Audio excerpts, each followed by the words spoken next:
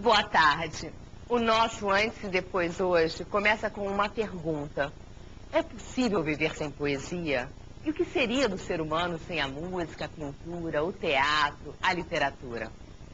Hoje nós vamos falar de poesia aqui no Antes e Depois. Mais especificamente da alma de poeta. Mas o que vem a ser isso?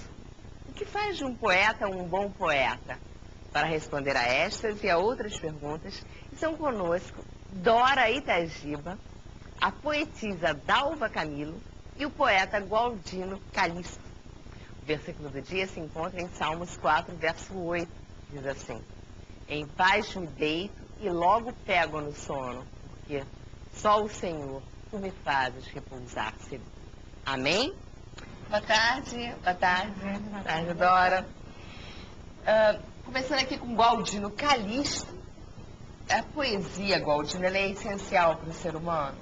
Sim, ela é essencial e eu digo que ela seja até como uma oração, porque a poesia ela engrandece o homem, o ser humano, né?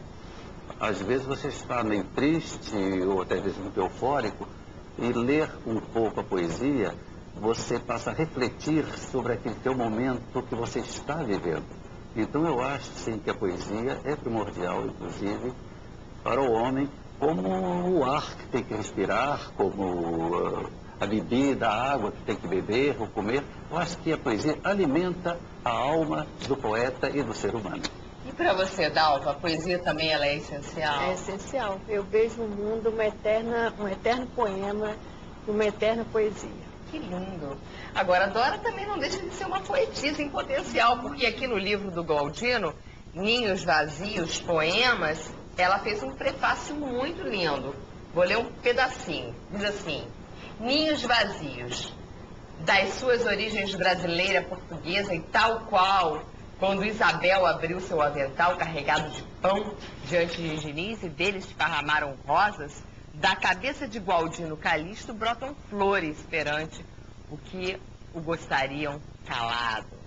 Você também é uma poeta, hein, Dora? Você está me escondendo isso de mim, hein? Eu não sou poeta, mas todos os dias... Que lindo, né? É assim, a poesia, ela é uma condição da existência, pelo que eu estou entendendo, não é, Gualdino?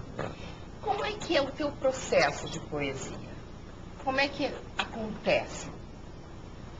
Olha, Eliana, é algo tão sublime,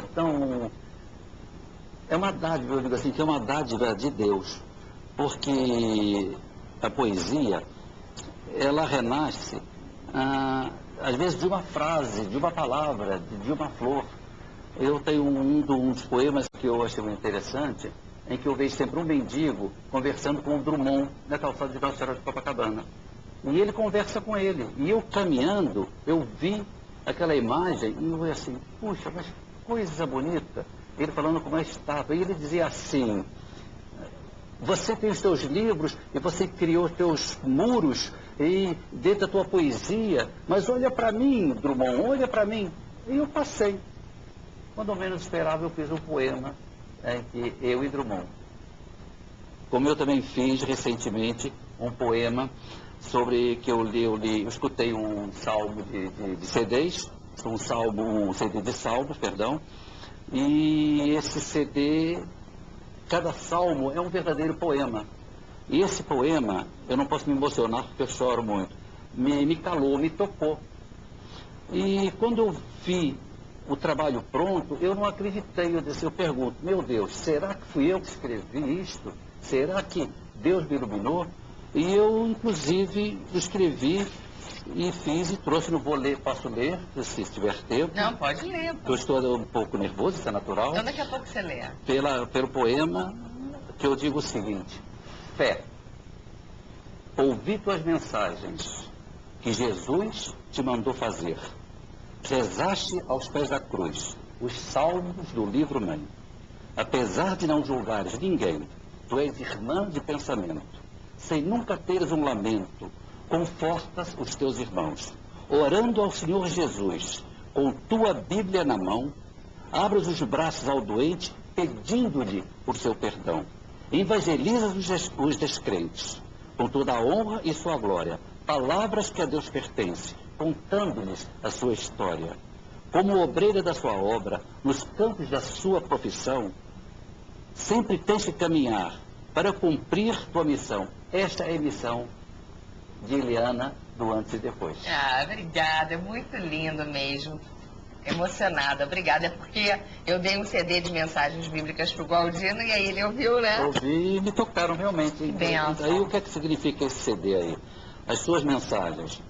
É a sua alma que está ali. A sua alma, é como eu digo, de que eu escrevi algumas coisas aqui, que eu digo, mostrando a sua alma nos versos que você faz. A alma é a casa dos afetos.